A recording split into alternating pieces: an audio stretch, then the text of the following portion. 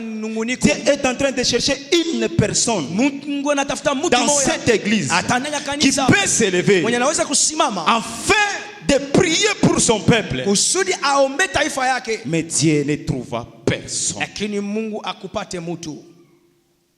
Il n'y a personne. Peuple de Dieu. Dieu a besoin des intercesseurs. Dans cette génération, Dieu a besoin des intercesseurs. Des personnes qui vont se positionner entre Dieu et les hommes. Les gens qui vont s'élever entre Dieu et les pays. Qui vont intercéder en faveur des autres. Qui peut se disponibiliser? Qui peut être prêt à faire cette œuvre? Christ lui-même. La Bible me dit, Christ est bien mort. Il est ressuscité. Romains chapitre 8, versets 33 à 34. Qui accusera encore les élus de Dieu? Dieu lui-même les déclare justes. Qui les condamnera? Christ est mort. Bien plus, il est ressuscité. Il est à la droite du Père. Il est à la droite de Dieu. Et qu'est-ce qu'il fait? Il intercède pour lui. Il est dans sa gloire.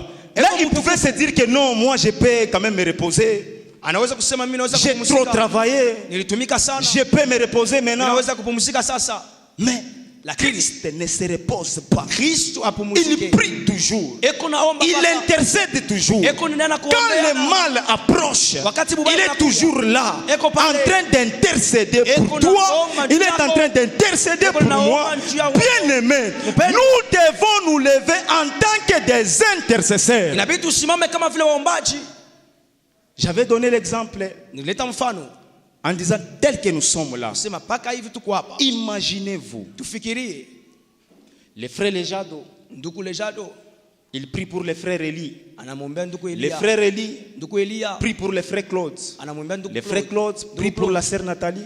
La sœur Nathalie prie pour la sœur Sian.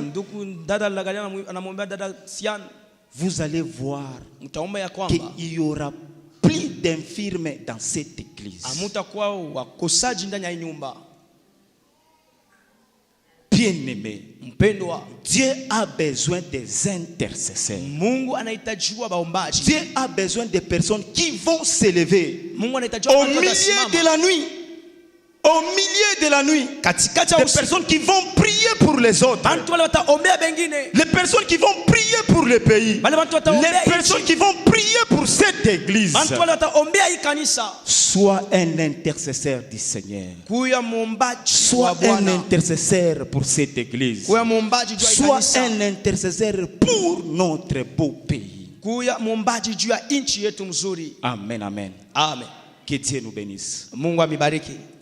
Nous allons nous tenir debout. Nous allons lire. Nous sommes dans le livre des Actes, chapitre 2. Nous commençons au premier verset jusqu'au 6e verset. Actes chapitre 2, le verset 1er jusqu'au 6e verset. Actes chapitre 2, le premier verset jusqu'au 6e, nous lisons au nom de Jésus. Amen. Le jour de la Pentecôte, ils étaient tous ensemble dans le même lieu. Ils étaient tous ensemble dans le même lieu. Tout à coup, il vint du ciel un bruit comme celui d'un vent impétueux. Il remplit toute la maison où ils étaient assis. Il remplit toute la maison où ils étaient assis. Des langues semblables à des langues de feu, leur apparurent, séparées les unes des autres, et se posèrent sur chacun d'eux. Et ils furent tous remplis du Saint-Esprit, et se mirent à parler en d'autres langues, selon que l'Esprit leur donnait de s'exprimer. Or, il y avait en ce jour à Jérusalem des Juifs, hommes pieux, de toutes les nations qui sont sous le ciel. Au bruit qui eut lieu, la multitude accourut et elle fut confondue parce que chacun les entendait parler dans sa propre langue. Parole du Seigneur. Nous acclamons la parole du Seigneur.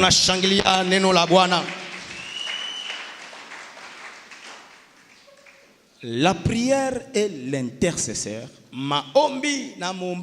des points. Ajoutons aussi la puissance du Saint-Esprit. Ajoutons aussi la puissance du Saint-Esprit. Quand nous lisons dans le chapitre 1er des Actes des Apôtres, où Christ a recommandé à ses disciples de se réunir, d'être ensemble, d'attendre la promesse, l'accomplissement de la promesse. Il devrait se mettre à part, quelque part, afin d'attendre la promesse. Car Christ ne pouvait pas envoyer les disciples sans l'aide du Saint-Esprit. Envoyer les disciples travailler sans l'aide du Saint-Esprit, c'était une mission suicide. Pourquoi? Parce que c'était devant les principautés, devant les princes de l'air, que les disciples devraient prêcher la parole. Alors ils devaient attendre l'accomplissement de la promesse. Il a dit, mais vous recevrez une puissance. Quand ça? Lorsque le Saint-Esprit survenant sur vous, et vous serez mes témoins à Jérusalem, dans la Judée, dans la Samarie, jusqu'aux extrémités de la terre. Il n'y a pas de témoins dans les choses de Dieu. Tu ne seras jamais témoin de Christ si tu n'es pas rempli du Saint-Esprit. Pourquoi? Parce que Christ, il a dit, lorsque le Saint-Esprit viendra, c'est alors que vous serez mes témoins. Donc les disciples, ils se sont transformés en témoins lorsque le Saint-Esprit est survenu sur eux.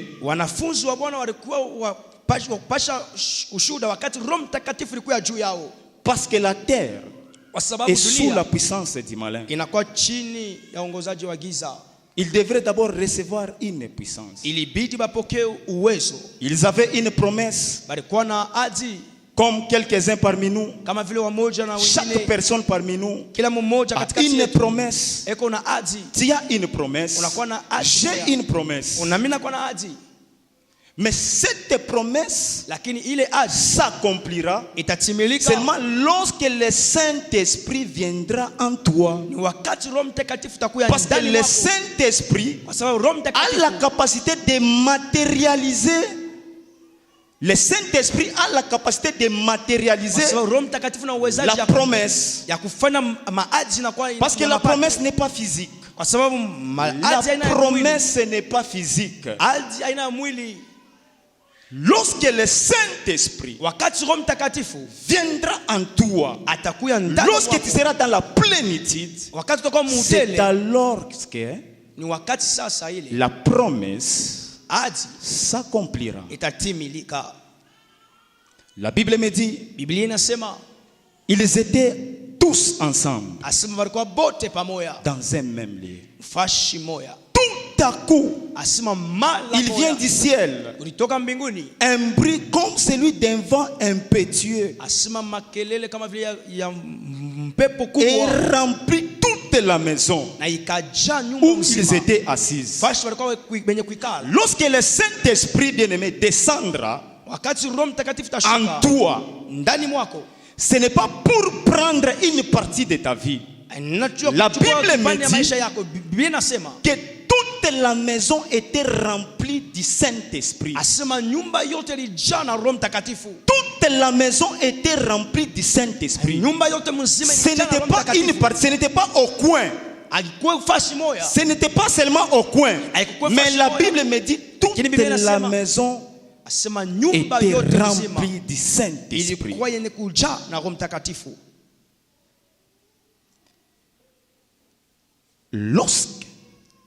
Lorsque le Saint-Esprit descend en toi, il descend en totalité. Il te donne la possibilité d'ouvrir toutes les parties de ton corps afin que lui domine. Mais vous allez constater une chose. Si on dit toute la maison était remplie du Saint-Esprit,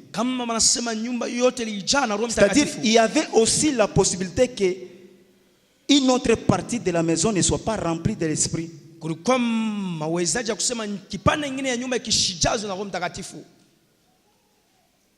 Tel que nous sommes là, si le Saint-Esprit descend en toi, il va descendre dans sa totalité. Maintenant, c'est à nous de voir dans nos corps s'il n'y a pas des choses qui vont empêcher avec le Saint-Esprit puisse nous saisir en totalité, et il va nous saisir en partie. Mais s'il trouve qu'en nous, nous sommes vides, il n'y a pas de choses qui peuvent l'empêcher de nous remplir. Il va remplir toutes les parties de ton corps. C'est-à-dire tout ton corps sera rempli du Saint-Esprit. Tout ton corps sera rempli du Saint-Esprit. Bien-aimé, lorsqu'il entre en toi,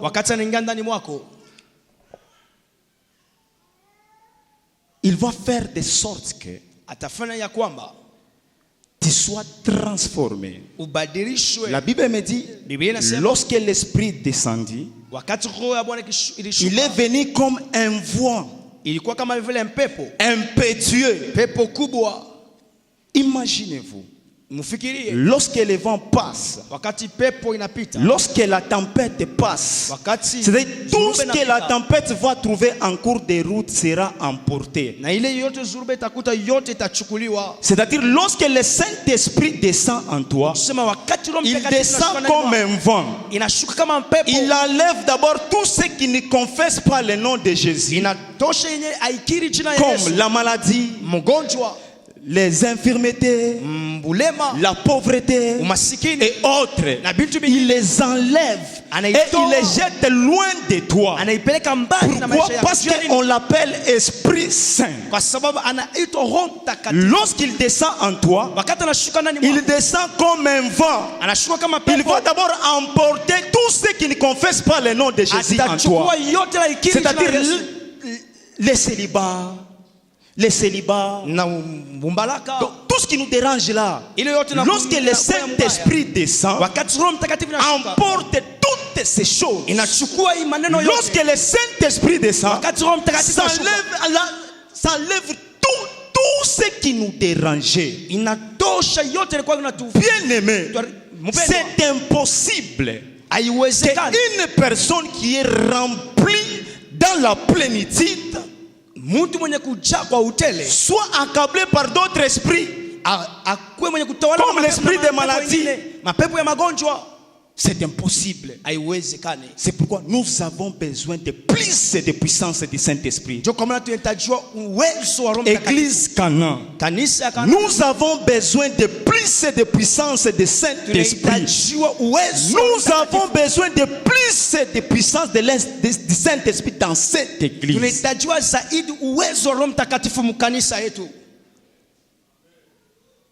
Le Saint-Esprit. Le Saint-Esprit. Lorsqu'il descend, il nous fait du bien. Lorsqu'il descend, il nous fait du bien. On a dit, ils étaient dans cette maison. Ils étaient au nombre de 120. La Bible me dit que sur chaque tête, il y avait des langues semblables à des langues de feu. C'est-à-dire chaque tête possédait un feu. Tel que nous sommes là, si nous avons des têtes, ce matin, bien-aimé, tel que nous sommes là, si nous avons des têtes, nous devons avoir l'assurance que nous avons le feu du Saint-Esprit sur nous. Si nous avons des têtes, soyons rassurés que nous avons le feu du Saint-Esprit sur nous. Et lorsque le vent du Saint-Esprit passe, et le feu va briller. Et l'impact sera grand. Amen, amen. Amen. Nous devons chercher la puissance du Saint-Esprit. Chaque jour, chaque minute, chaque instant, nous devons chercher la puissance du Saint-Esprit. Ézéchiel chapitre 47, le verset 1er jusqu'au 9e verset. On nous parle de l'histoire du torrent.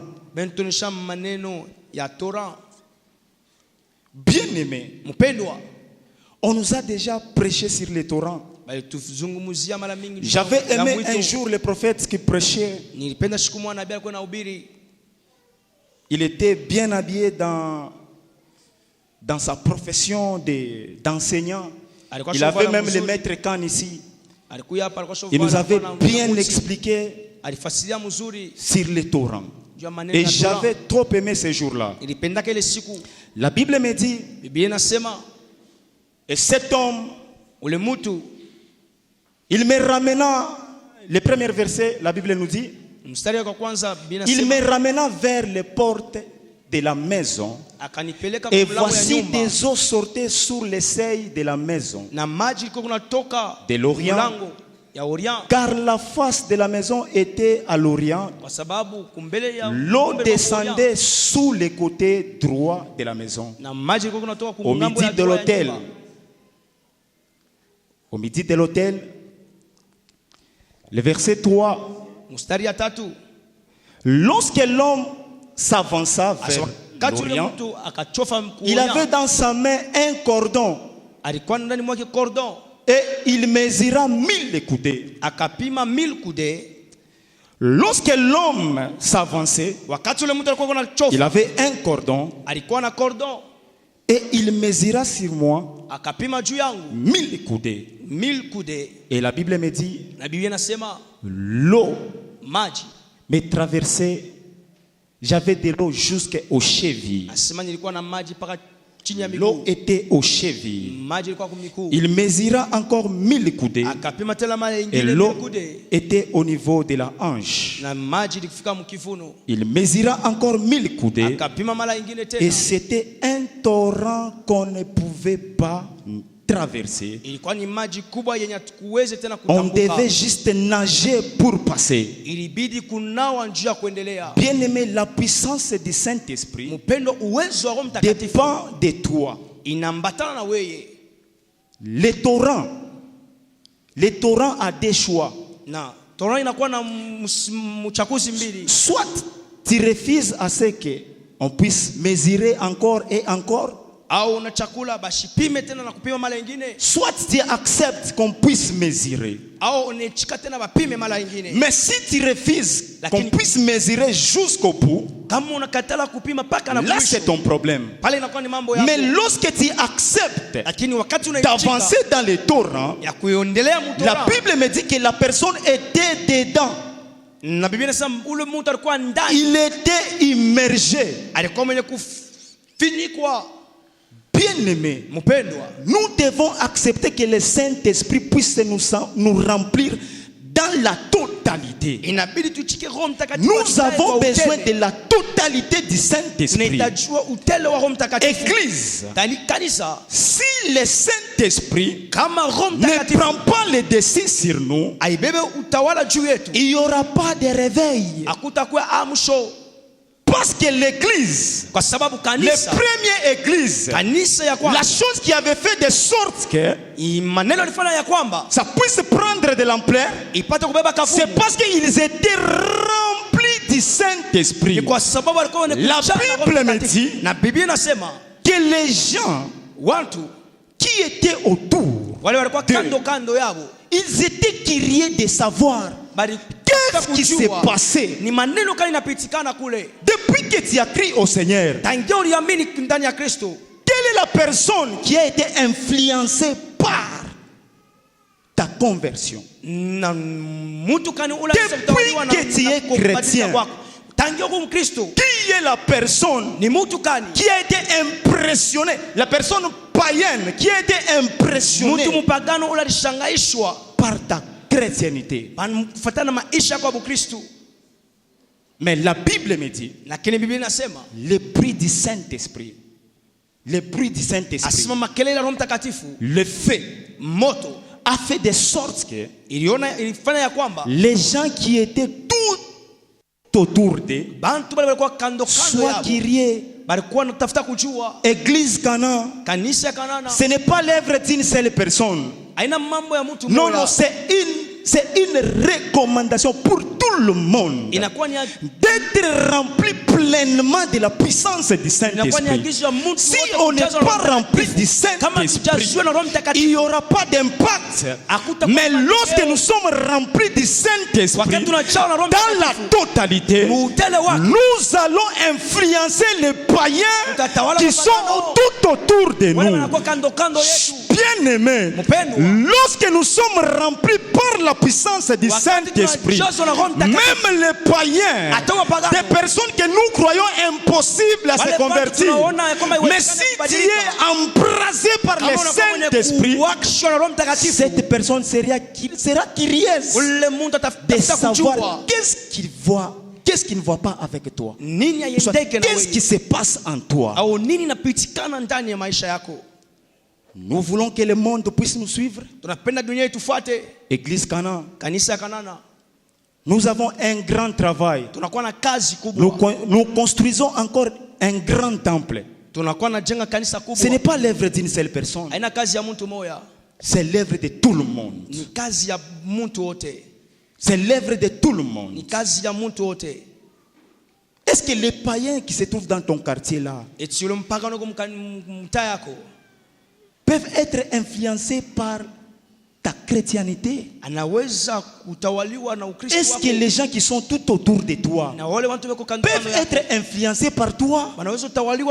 Mais lorsque tu es rempli du Saint-Esprit, lorsque tu es rempli du Saint-Esprit, les gens vont vous suivre.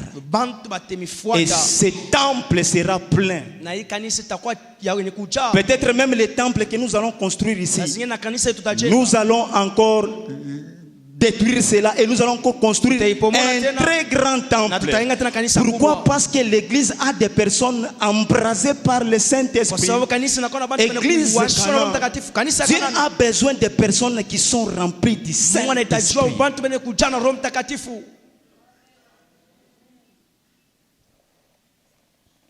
Nous devons chercher la plénitude du Saint-Esprit. Nous devons chercher la puissance du Saint-Esprit. Nous devons chercher Dieu. Vous savez, la quantité de la puissance du Saint-Esprit qui est en toi détermine même la quantité de résultats que tu auras. La quantité de ta spiritualité va déterminer la qualité des résultats que tu cherches. Moins tu es rempli de l'esprit, moins sera tes résultats. Plus tu es rempli de l'esprit, plus sera tes résultats. Nous devons chercher la plénitude du Saint-Esprit. Ne soyons pas satisfaits des miettes que nous avons. Ne soyons pas satisfaits des miettes de l'esprit que nous avons. Nous devons chercher, chercher encore, prier encore, que Dieu nous remplisse, que nous soyons remplis de l'esprit, que nous soyons remplis, encore remplis, encore remplis, encore remplis. Et bien aimé, je vous dis, vous allez voir l'impact, vous allez voir les résultats, vous allez voir les conséquences de la puissance du Saint-Esprit dans votre vie. Moins tu es rempli, moins est les résultats dans ta vie. Plus tu es rempli, plus est les résultats. Plus nous sommes puissants, et cela conditionne le nombre de choses que nous allons dominer.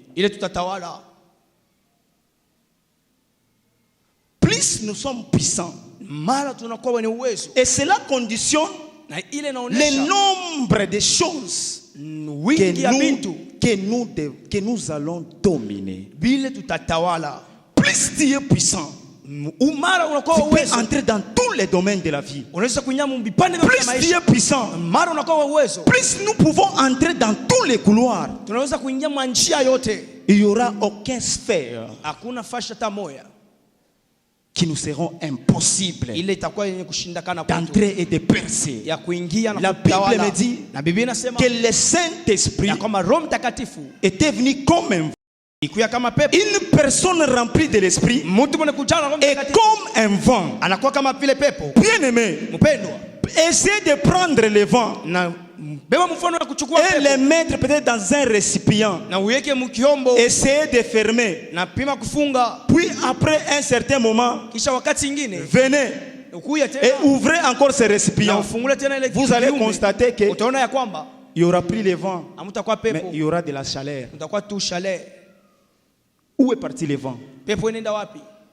Où est parti le vent? Une personne remplie de l'esprit est comme un vent. Personne ne peut te bloquer. Même dans le domaine financier, personne ne peut te bloquer. Lorsque tu es rempli du Saint-Esprit, tu vas passer partout. Tu n'auras pas besoin de passeport pour passer. Mais l'Esprit en toi, il te transforme. Tu deviens un vent. Et personne ne peut te bloquer. Si on nous bloque encore, c'est parce que nous sommes encore physiques. Oui, oui. Si on nous bloque, si nous avons encore des blocages, c'est parce que nous sommes encore charnels. Mais si nous sommes nés de l'esprit, si nous sommes nés de l'esprit, personne ne peut mettre des barrières au devant de nous. Lorsque nous trouvons des barrières, nous allons entrer de l'autre côté. Lorsque nous trouvons des obstacles, l'obstacle même sera étonné parce que le monde des ténèbres va se demander: cet homme, nous l'avons bloqué. Mais comment est-ce qu'il se retrouve au sommet? Une personne remplie du Saint-Esprit, on ne peut jamais les bloquer. Église Cana, si nous sommes remplis par le Saint-Esprit, nous ne serons jamais bloqués. On n'aura jamais de barrières Parce que nous sommes des personnes vents. La Bible me dit tel qu'il est. Tel nous sommes. Tel qu'il est. Tel nous sommes. Notre Dieu est esprit. Nous sommes aussi esprit. Notre Dieu est esprit. Nous sommes aussi des esprits. Là où le diable nous bloque, nous allons passer. Nous allons traverser. Parce que notre Dieu est esprit. Cherchons la puissance du Saint-Esprit. Cherchons la puissance du Saint-Esprit. Cherchons la puissance du Saint-Esprit. Cherchons la puissance du Saint-Esprit. La prière. Si nous prenons la prière, nous prenons l'intercesseur, nous ajoutons encore le Saint-Esprit. Sur la prière, sur l'intercession, nous ajoutons encore le Saint-Esprit. Bien-aimés, nous serons des dangers de mort pour ce monde. Nous serons un danger de mort pour ce monde. Nous serons un danger de mort pour le monde des sorcelleries. Pourquoi? Parce que nous sommes des vents, parce que nous sommes des feux, parce que nous sommes des esprits. Cherche la puissance du Saint-Esprit. Cherche la puissance du Saint-Esprit. Nous sommes des esprits. Tel qu'il est, tel nous sommes. Notre Dieu est puissant. Nous sommes aussi puissants. Mais lorsque l'Esprit vient et se met à nous, donc c'est Dieu avec toute sa puissance, tout son collège en toi. Une personne remplie de l'Esprit, c'est-à-dire au-dedans de moi, Jésus est là. Jésus est là dedans. Les anges sont ici dedans. C'est-à-dire la puissance est dedans. La supériorité est dedans. Nous devons chercher la plénitude du Saint-Esprit. Nous devons chercher la plénitude du Saint-Esprit. Au verset 9 d'Ézéchiel, on nous dit tout être vivant vivra par les torrents. Tout être vivant vivra par les torrents. Si le monde doit vivre par toi, si le monde doit vivre par toi, tu as une grande responsabilité de creuser, de chercher le matin, de le chercher le soir, de le chercher à midi, jusqu'à ce que tu seras pleinement rempli du Saint-Esprit. Vous savez, il y a d'autres choses qui ne s'accomplissent pas dans notre vie, d'autres promesses. Pourquoi? Parce qu'on n'est pas pleinement rempli du Saint-Esprit. L'esprit que nous avons reçu, ce n'est pas un esprit de père. L'esprit que nous avons reçu, c'est un esprit riche. L'esprit que nous avons reçu, c'est Dieu lui-même en nous. Nous avons la responsabilité de régner ici. Mais si on ne règne pas, si on ne règne pas, ce n'est pas la faute de Dieu. Non. Personne ne peut blâmer Dieu. C'est-à-dire, si tu ne règnes pas, c'est toi-même qui es fautif. Pourquoi? Parce qu'il nous a donné la responsabilité. Si tu es plus rempli du Saint-Esprit, tu vas dominer sur toutes tes choses. Toutes tes choses. Tout sauf rien. Église, nous avons besoin de plus de puissance. Nous avons besoin de plus de puissance. Comment voulons-nous que le monde nous suive si on n'est pas rempli du Saint-Esprit? Comment voulons-nous que le monde puisse nous suivre si on n'est pas rempli du Saint-Esprit? La Bible me dit au verset 6 des Actes des Apôtres, Ce qui avait créé la curiosité dans ces hommes-là, c'était le bruit du Saint-Esprit. J'aimerais annoncer une bonne nouvelle à une personne. Que le Saint-Esprit en toi va créer des bruits. Ce qui fera à ce que les gens qui sont tout autour de toi viendront pour voir qu'est-ce que le Seigneur a fait avec toi. Le bruit du Saint-Esprit en toi causera la curiosité dans toutes les personnes qui t'entourent. Ils chercheront à voir ce que Dieu a fait avec toi. Nous avons la responsabilité de chercher la puissance. Nous avons la responsabilité de chercher l'autorité. Car le monde, dans le monde où nous vivons, c'est un monde de principautés. Il y a des principautés. Mais si on n'a pas l'esprit en nous, nous sommes des malheureux. Nous sommes des malheureux. Église Canaan, nous devons prier. Nous devons être des intercesseurs. Pas n'importe quel intercesseur, mais un intercesseur rempli du Saint-Esprit. Nous devons être des intercesseurs remplis du Saint-Esprit. Et là, nous allons voir les réveils. Nous allons voir les réveils. Le monde a besoin de toi. Le monde entier a besoin de toi. Les païens te cherchent. Ils attendent juste que tu puisses démontrer juste la puissance du Saint-Esprit pour qu'ils puissent croire. La Bible me dit ici que le premier jour du Saint-Esprit, 3000 âmes s'ajouta. 3000 âmes. Un seul jour, 3000 âmes s'est ajouté. Bien-aimé, nous devons chercher la puissance du Saint-Esprit. Parce que c'est la puissance du Saint-Esprit qui convainc. La puissance du Saint-Esprit convainc. Même la prière que nous faisons, si cela n'est pas accompagné par la puissance du Saint-Esprit, ça sera arrêté juste là. Regardez un homme, l'homme de Daniel. La Bible me dit qu'il avait prié, mais la réponse était bloquée dans les airs par le prince de l'air.